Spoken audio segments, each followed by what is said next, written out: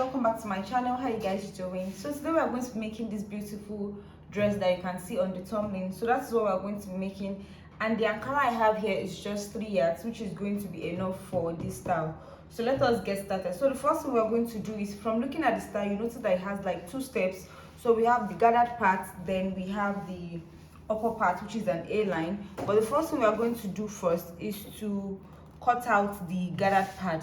So I want the length of the dress to just be the length of a normal ankara, so which is 45 inches, but I'm going to make do with whatsoever I have here. So I have 45 inches by length, but I have width by 3 yards.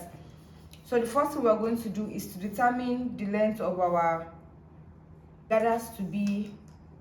So we said we're working with 45. I want it to be around, I want it to start from like 32 inches. So I want you to start from 32 inches here. So I'm just going to mark 32.5 inches. Oh, sorry, I'm going to mark 31.5 inches since I want it to be around 32.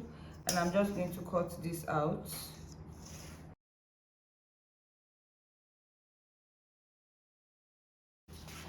So what I have here is around 2 yards. So I just folded 2 yards into 4, which is just okay for me. So I'm just going to take my shoulder measurements.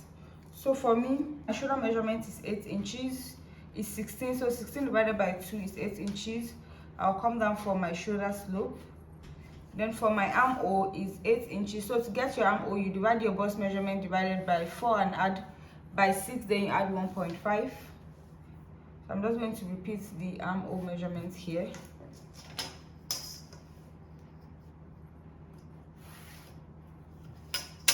Then for the neckline, I'm going to make use of 4 inches. So for the back one, it will be 4 inches by 1.5 inches. And I'll just connect it into a neckline like this.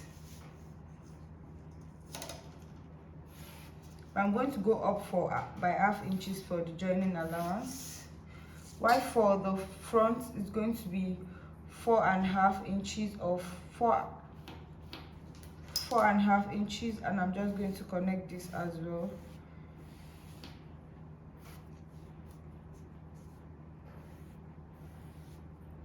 So this is for the neckline for the front, this is for the neckline for the back.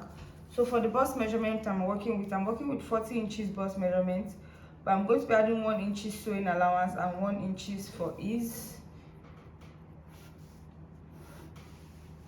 And then I'm just going to connect this.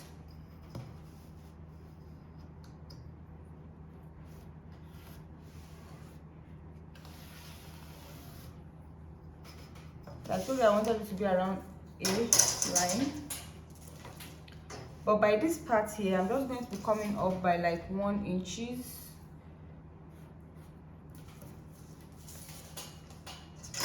And then I'm going to connect it to this down part here. And then I'm going to be cutting this out.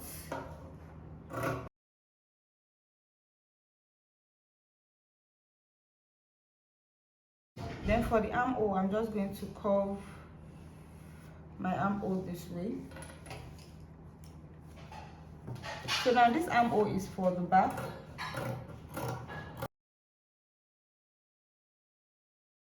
So I'm going to remove one of these, which is going to be for the back. Then we're going to cut out the armhole for the front and the neckline for the front.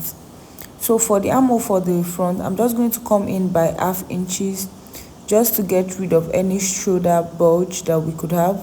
So, and I'm just going to connect the lines just the way I am doing. So I'm just going to cut this armhole now. So I'm retracing the armhole for the front, then I'm going to cut the neckline for the front. So now for the back, I'm going to fold it again. So what I'm trying to do is just to fold it well so that I can get the middle point, because this dress is going to be having button. So I want the button to be at the back. So I'm just going to mark 5 inches for the button hole. Then I'm just going to open this up. So it means that we are going to be fixing a button for the back. So the next thing to do now is to cut out facing for both the front and the back neckline. So guys, when you're cutting the facing for the necklines, please make sure that when you're cutting for that of the back is enough to pass through your buttonhole. This way to make your dress come out neater, except if you are using a bias to turn the neckline. But if you want to use a facing, make sure the facing is enough to like turn around the buttonhole as well. So after that, we are going to be cutting out the sleeve. So for the sleeve, I'm gonna have to fold this fabric into two now. So I'm just going to determine the length of the sleeve or how wide the sleeve will be. So for the armhole, I worked with 8 inches armhole. So 1 inch is for sewing allowance and 1 inch is for ease. So I'm just going to be marking 10 inches this way. So from that point now, I'm just going to come down by 4 for my shoulder slope, and I'm just going to connect that 4 inches point back to the neckline, back to the middle of the sleeve, just the way I am doing. So we're just cutting the sleeve just the regular way we cut. Then for the length of the sleeve, I want it to be 8 inches, but I'm going to be marking 9.5. And the reason is because I'm going to be using half inches to join it to the shoulder, then 1 inches to hem the down part. So that is why I am marking 9.5 inches. So, and I'm just going to connect the lines this way. Then for the round opening of the sleeve, I'm just going to work with 8 inches. So it means 8 inches times 2, that's 16. So it's just okay.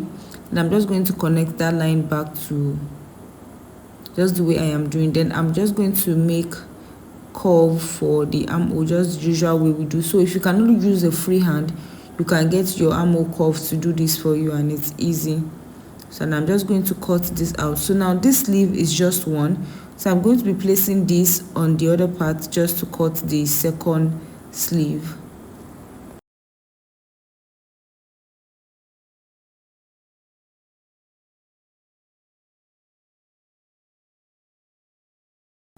So for the sewing part, we are just going to use the facing we cut out to turn the neckline for both the back and the front. And you can see that the facing for the back is a bit wide, and you can see that it's enough to turn even the buttonhole. And I'm going to be turning the neckline for the front as well. So guys, after turning the neckline, the next thing to do is to join the shoulder, and you can see that I'm giving this a good press and it is relaxed properly. The next thing to do is to weave all of your rough edges. So after weaving your rough edges, we'll join the shoulders. So guys, after joining the shoulders, this is what you should have. So the next thing to do is to insert the sleeve. So to do that, I'm gonna have to fold in the 1 inch sewing allowance, and I'm gonna have to weave the rough edges. So the next thing to do is just to place the midpoint of your sleeve on the shoulder line. So you place the midpoint of your sleeve on the shoulder line and you just join the sleeves together. So you join the first sleeve and the second sleeve. Then after doing that, I'm going to be joining the sides as well. So guys, after you're done fixing the sleeve, you join the sides. So this is what it's looking after doing all of that. And I'm gonna have to weave all of the rough edges. So the next thing to do is just to work on the down part. So for the down part, the first thing you're going to do is to hem the down part first. So I'll take this to the whipping machine, whip the down part, then I will hem the down part. Then for the upper part, I'm going to be running a gather stitch just to make gathers, and I'm going to be attaching it to the down part, and that is all. So let me go ahead to do that. So guys, after running a gather stitch, I decided to show you how the gathers is looking. So you can just pull it. So after running your gather stitch, you can just go ahead to pull it and make sure that what you have is enough to go around the down part of the upper part. So I hope you understand what I just said. So I'm now going to go ahead to join the down part of the upper part to these gathers.